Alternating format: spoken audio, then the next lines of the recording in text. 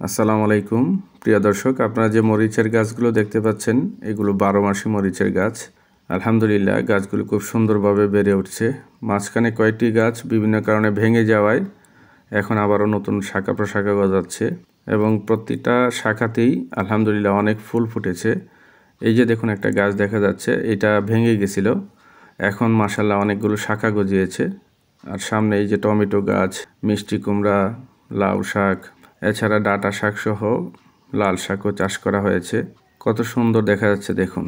তো এই ভিডিওটা করার মূল উদ্দেশ্য হচ্ছে, এই যে জায়গাটা আপনারা দেখতে পাচ্ছেন সুন্দর সবজি বাগান, এই জায়গাটা একসময় ঘন ঝোপঝাড়ে পরিপূর্ণ ছিল।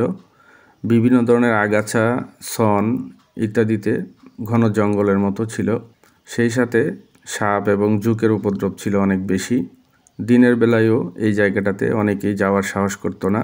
ঘাসগুলোতে একটু নড়া পড়লেই ছোট ছোট জোঁক ঘাসের পাতার উপরে কেমন একটা ভয়ঙ্কর রূপে দাঁড়িয়ে থাকতো।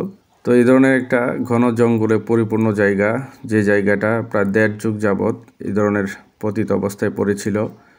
কয়েক মাস পর পর শ্রমিক দিয়ে এই জায়গার আগাছা পরিষ্কার রাখতে হইতো। বিশেষ করে সাপ এবং জোঁকের উপদ্রব থেকে বাঁচার জন্য মূলত শ্রমিকের মাধ্যমে কয়েক মাস পর পর টাকা খরচ করে এই জায়গাটাকে পরিষ্কার রাখতে হতো। তো এই জায়গাটা কোথায় আমি সেটা বলছি না, আপনারা যারা চিনতে পারছেন তারা অবশ্যই কমেন্টে জানাবেন। তো এই ঘন জঙ্গলে পরিপূর্ণ এবং সাপ ও জোঁকের উপদ্রব থেকে বাঁচার জন্য জায়গাটাকে পরিষ্কার পরিচ্ছন্ন রাখার জন্যই মূলত কয়েকজনের পরিকল্পনায় এখানে সবজি চাষের উদ্যোগ নেওয়া হয়। আর এটার মূল উদ্দেশ্য ছিল, একদিকে সবজি চাষ হবে আর অন্যদিকে এই জায়গাটা পরিষ্কার পরিচ্ছন্ন থাকবে, সাপ বা জোঁকের উপদ্রব থেকে বাঁচা যাবে। এবং এই পরিকল্পনার অংশ হিসাবেই কয়েকজন মিলে এখানে সবজি চাষ শুরু করে। অল্প অল্প জায়গা নিয়ে এক একজন বিভিন্ন ধরনের সবজি চাষ করে। তবে সবজির মধ্যে টমেটো, মিষ্টি কুমড়া, লাউ শাক, ডাঁটা বা লাল শাক এই ধরনের গাছই বেশি। আর অল্প একটু জায়গায় মরিচের চাষ করা হয়েছে। এই যে দেখুন কত সুন্দর লাগছে জায়গাটা। ভাবাই যায় না এই জায়গাটা একসময় ঘন ঝোপঝাড়ে পরিপূর্ণ ছিল। তো আপনারা চাইলে এই ধরনের ঘন জঙ্গলে পরিপূর্ণ পতিত যে জায়গাগুলো আছে সেই জায়গাগুলোতে যদি সবজি চাষ করেন, একদিকে যেমন জায়গাটা পরিষ্কার থাকবে, অন্যদিকে সবজি চাষ করে আপনি কিছুটা লাভবানও হতে পারবেন। তাছাড়া এই ঘন জঙ্গল বা আগাছায় পরিপূর্ণ ঝোপঝাড় পরিষ্কার করতে আপনাকে কয়েক মাস পর পর শ্রমিকের বেতন হিসাবে অনেক টাকা খরচ করতে হতো। সেই খরচটাও আপনার সাশ্রয় হবে।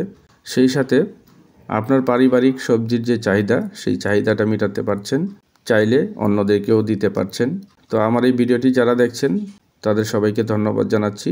সবশেষে আমি আপনাদের সবাইকে অনুরোধ করব, আপনাদের বাড়ির আঙ্গিনায় বা বিভিন্ন প্রতিষ্ঠানে পতিত যে জমিগুলো পড়ে আছে, বিভিন্ন ঝোপঝাড়ে বা আগাছায় যে জায়গাগুলো বছরের পর বছর পতিত হিসেবে থাকছে, সেখানে যদি সবজি চাষ করেন, একদিকে যেমন পরিষ্কার পরিচ্ছন্নতার জন্য খরচটা কমে যাবে, অন্যদিকে সবজি চাষের মাধ্যমে আপনি লাভবান হচ্ছেন, সেই সাথে ক্ষুদ্র হলেও সেটা জাতীয় অর্থনীতিতে একটা ভূমিকা রাখছে। ধন্যবাদ সবাইকে।